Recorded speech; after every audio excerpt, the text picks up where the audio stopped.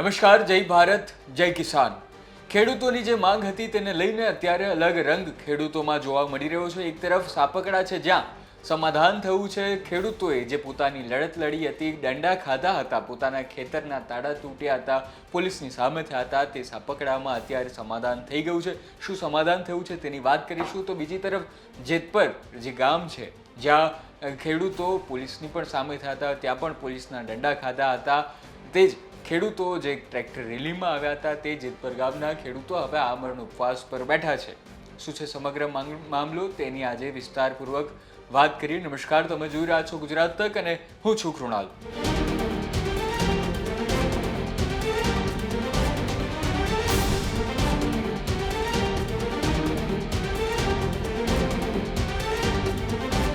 વાત કરી રહ્યા છે ખેડૂતો જે રીતે જંગે ચડ્યા છે અને પોતાની માંગ જે છે તે જમીનમાં, તેમની જમીનમાં જે વીજપોલ નાખવામાં આવી રહ્યા છે, જે ખાડા મસ્ત મોટા પાડવામાં આવી રહ્યા છે, તેના મામલે જે તેમને વળતર છે, યોગ્ય વળતર મળે તે માટે અત્યારે હળવદમાં જે સાપકડા ગામ હતું ત્યાં તેઓ માંગે ચડ્યા હતા અને તેમની એવી માંગ હતી અને કંપનીએ તેમને એવું કહ્યું હતું કે તેમને 20 લાખથી લઈને 50 લાખ સુધીનું વળતર મળશે, પણ પછી કંપનીએ ગલ્લા તલ્લા કર્યા અને તેમને પૂરતું વળતર ના આપવા માટે ટેકનિકલ કારણો ગણાવ્યા અને તેના કારણે સાપકડા ગામના લોકો હતા તેઓ જંગે ચડ્યા હતા અને તેમાં કોંગ્રેસના નેતાઓ પણ અને ખેડૂત નેતાઓ હતા તેઓ પણ સામેલ થયા હતા.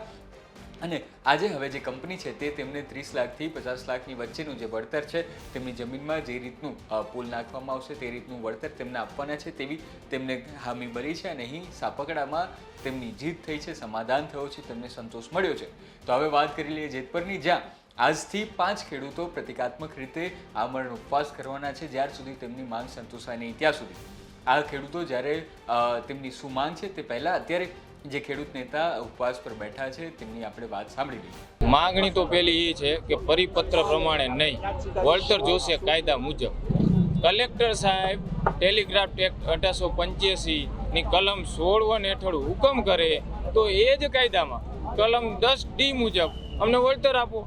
10D કહે છે કે કંપનીના ખેતરમાં ઓછામાં ઓછું નુકસાન કરવાનું છે અને થાંભલો અને તાર આવે જે પણ અમને નુકસાન થાય છે એ સંપૂર્ણ નુકસાન આપો.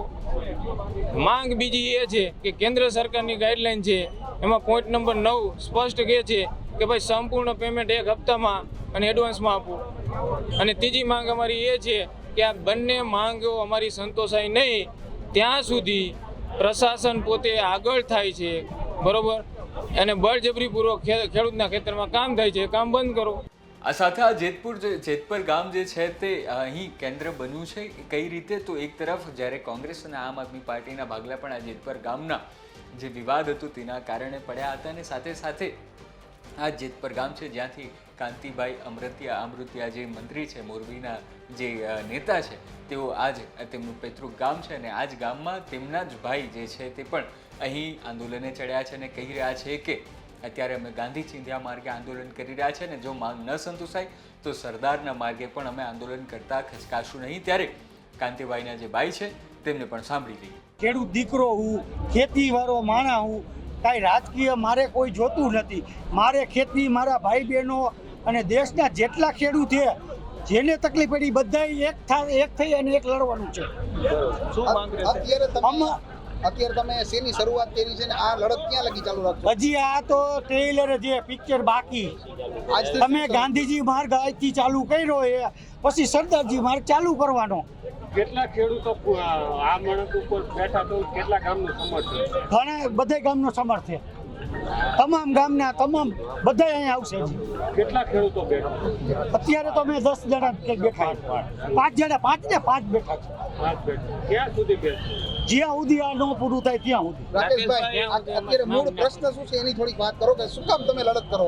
અમે લડત બધે હાથ જોડી લીધા, બધુંય કરી લીધું. હવે અમારી લડત એ કે આ ટાવર અમારો ગામમાં માનો કે વચનો હોય જે હોય એને ભાડું મળે, અમારે ખેડૂતને જે થાંભલા આવે એને ભાડું નહીં. અને ધરતી અમારી માં છે, મામાં પૂછ્યા વિના અમારે માંડા પગ ઉપર માથે ચડી જવાનું. અમને ચડતા આવડશે, પછી ગરતા આવડશે, તારા તોડતા આવડશે. અમે ગાંધીજી માર્ગ લઈ પછી અમે બધું કરવાના.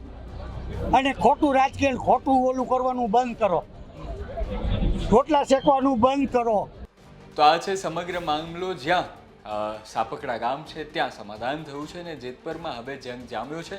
ખેડૂતો જે છે તે હવે આમરણ ઉપવાસ પર બેઠા છે અને એવું સ્ટ્રિક્ટલી કહી દીધું છે કે રાજકીય કોઈ પણ નેતાઓ છે, કોઈ પણ પાર્ટી સાથે જોડાયેલા નેતાઓને અહીં આ ઉપવાસમાં આંદોલનમાં એન્ટ્રી નથી, નો એન્ટ્રી છે. કારણ કે તેઓ જેતપરના જે ખેડૂતો જે રીતે તેઓ અહીં આખા ટ્રેક્ટરવાળી જે રેલી હતી ત્યારબાદ તે લોકો જે રીતે નિરાશ થયા હતા, ત્યારબાદ તેમણે પોતાનો જે જંગ છે જાતે જ ખેલવાનો નક્કી કર્યો છે અને ત્યારબાદ જોઈએ હવે કેટલા દિવસ આ આમરણ ઉપવાસ ચાલે છે, ખેડૂતોની જીત ક્યારે થાય છે. જોતા રહીશું, તમને સમાચાર આપતા રહીશું. હું છું કૃણાલ, મને રજા આપો. નવા વિડીયો સાથે જરૂર મળીશું.